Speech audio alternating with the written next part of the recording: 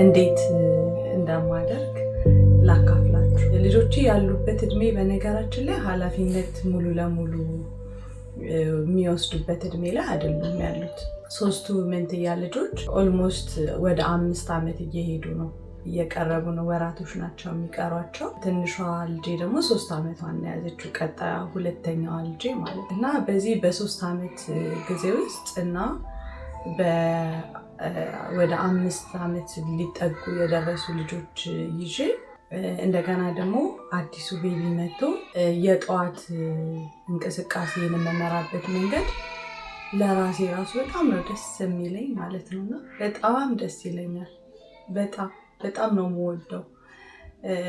በደንብ ኢንጆይ እያደረግኩ ነው የምኖረው ማለት ነው። እና ስኖር ላይክ በጣም እየተሯሯጥኩ ምናምን ተዋክቤ ይሄኛውን እንደዚህ አድርጌ ምናምን እያልኩኝ አይደለም የምውለው። በጣም ተረጋግቼ ነው የምውለው። ምንድነው በመጀመሪያ ምናልባት ይህንን ቪዲዮ ስሰራ ለአንዲት እናት እንደሚጠቅም በጣም እርግጠኛ ስለሆንኩ ነው የምሰራው እና በእርግጠኝነት አንድ ሰው ይጠቀምበታል። በተለይ አዲስ እናት የሆኑ እናቶች በደንብ እንደሚጠቀሙበት እርግጠኛ ነኝ። እኔ እንደ እናት የሚያግዘኝ ሰው ኖሮ ቢሆንና በዚህ መልኩ ይህንን አውቄ ብሆን የምለው ነገር ብዙ ነገሮች ስላሉኝ ማለት ነው። ልጄን እያጠባሁኝ እስቲ ልበላችሁ ማለት ነው።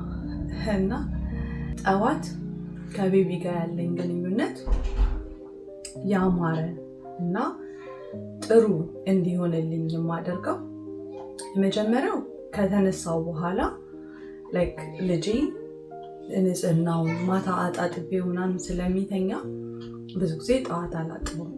ብዙ ጊዜ ሳይሆን ሁሌም ጠዋት አላጥበውም። እና ምንድን ነው ማደርገው መሰላችሁ? ጠዋት ላይ ወደ ትልልቆቹ ቅድሚያ ለትንሹ ቤቢ ነው የሚሰጠው እና ወደ ትልልቆቹ ከመሄዴ በፊት የማደርገው ለትንሹ ልጄ ንጽህናውን ጠብቅለታለሁ፣ ጠራርገዋለሁ፣ ዳይፐሩን ቀይርለታለሁኝ። ከዛ ያለበትን ሁኔታ አይቼ አንሶላውን መቀየር ካለብኝ ቀይሬ ብቻ ክሊን አደርግለትና ከዛ ቀጥታ አጠባዋለሁ። ሳጠባው ያው ያገሳና እንቅልፍ ነው የሚተኛው ማለት ነው። እና እንቅልፉን በሚተኛ ሰዓት 4ቱ ልጆቼን ለመርዳት እሄዳለሁ ማለት ነው። እና 4ቱን ግን ማኔጅ የማደርግበትን መንገድ ልንገራችሁ። ዝም ብዬ አልተዋቸውም። በቃ እዛው ጠብቁኝ ምናምን እያልኩኝ አይደለም እንትን እምላቸው። ጠዋት ላይ በባዶ ሆዳቸው ውሃ እንዲጠጡ አደርጋቸዋለሁ ማለት ነው። እና እንደውም በኃላፊነት ውሃ ብዙ ጊዜ የምታዘጋጀው ህይወቴ ነች። የእሷ ስራ እንደሆነ የምታውቀው እኔም ለእሷ ነው የምትችለው እና ቀላል የሆነ ኃላፊነት ነው ብዬ ስላሰብኩኝ ለእሷ ነው ኃላፊነቱን የሰጠሁት። ከዛ እሱን ታዘጋጃለች። ልጆቼ ውሃቸውን እየጠጡ ድሮ ግን ውሃ ሳጠጣ ነበር ምግብ የምንበላው። ከዛስ ውሃ መጠጣት ስትጀምሩ ጥሩ አልሆነ።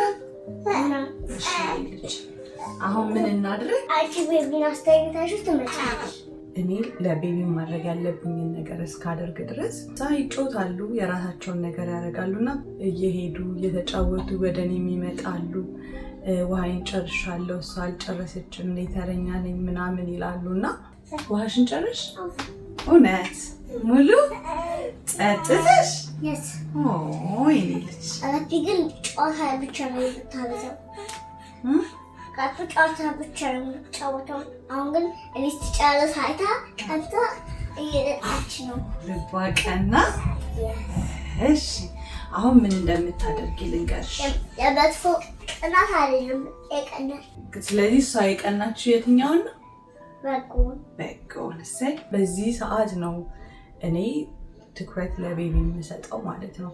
ልብሱ ከተቀየረ ዳይፐር ካደረግኩለት ምናምን በቃ ባይተኛ እንኳን አይረብሸኝም።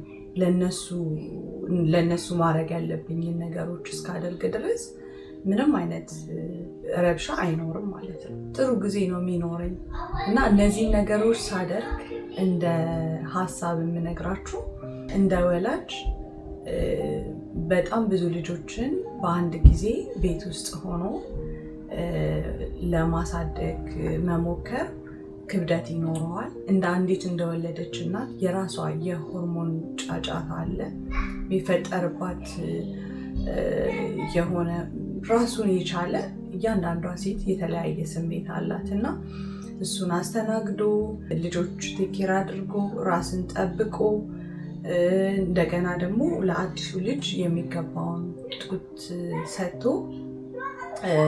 የመገቡ ማሳደግ ከባድ ሊያደርገው ይችላል።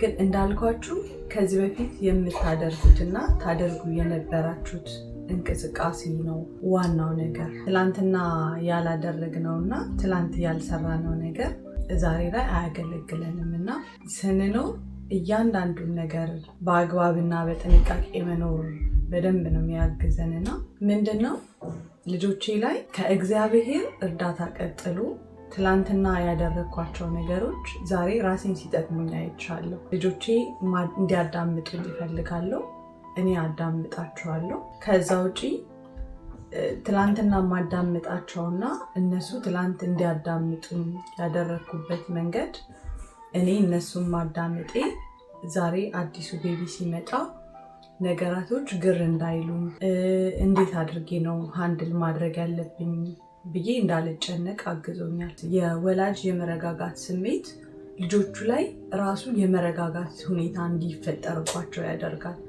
በቃ እኔ በጣም የምረበሽ ከሆነ ያን አድርጉ፣ ይሄን አድርጉ፣ ይሄን አታርጉ አላልኳችሁም ምናምን እያልኩኝ ውክክክብ በምል ከሆነ እነሱም በጣም ነው የሚዋከቡት። ያልተረጋጉ ልጆች ምን ማድረግ እንዳለባቸው የማያውቁ ምናምን ነው የሚሆኑት እና ጠዋት ላይ እኔ ምን ማድረግ እንዳለብኝ ማወቅ እፈልጋለሁኝ። እንደ ወላጅ እኔ የማደርገውን ነገር ካወቅኩኝ እነሱ ደግሞ በደንብ ነው የሚያውቁት ምን እንደሚያደርጉ።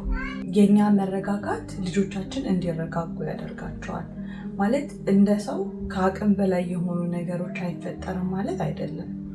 እነዛ ነገሮች ግን ልክ ልጆቻችን ላይ ከአቅም በላይ የሚሆን ነገር ተፈጥሮ በጣም ስናዋክባቸው፣ ስንጮህባቸው ምናምን ልንቀጣቸው ስንፈልግ ተይ ምናምን አይነት ነገር ሁኔታዎች ስናደርግ ውጤት ግን የለው ማለት አሁን እንደ ቤተሰብ እንደ ወላጅ የሚያሳስበን ነገር ልጆቻችን ላይ ውጤት እንዲኖር ነው። ማንም ወላጅ ማግኘት የሚፈልገው ውጤት ነው እና ለውጤት ከሆነ የምንሰራው ውጤቱን ማግኘት የምንችለው በቃ አመንም አላመንም እኛ በጣም መረጋጋት ሲኖርብን በጣም ማለት ነው።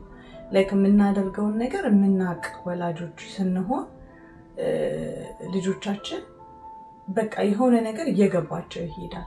በአንድ ጊዜ ላይመጣ ይችላል።